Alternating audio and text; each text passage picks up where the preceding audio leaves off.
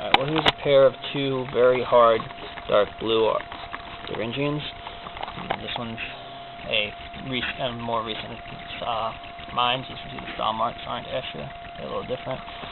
And this one is probably an Escher that's got worn way the hell down. But they're both very hard examples of dark blues. In fact, I don't think I've had harder Thuringians than this in this color. And this is just this is a piece of the Thuringian I got from Mueller, their old Escher stock that they sold out and sawed down into slurry stone.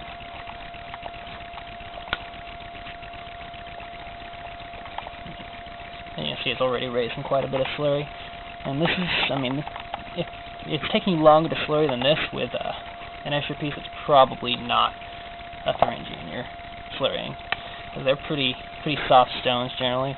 And this is an extremely hard example of one. As you can see, I mean, I've already got quite a bit of slurry raised there.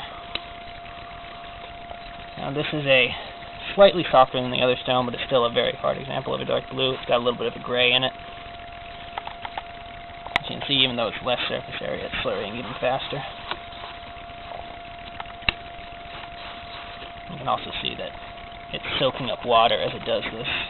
Thuringians do that. If your stone doesn't do that, it's either, if it's a Thuringian, then someone used oil on it, and it's got oil repelling the water off the surface. But if it's not a Thuringian, that would also explain why it's not soaking up water.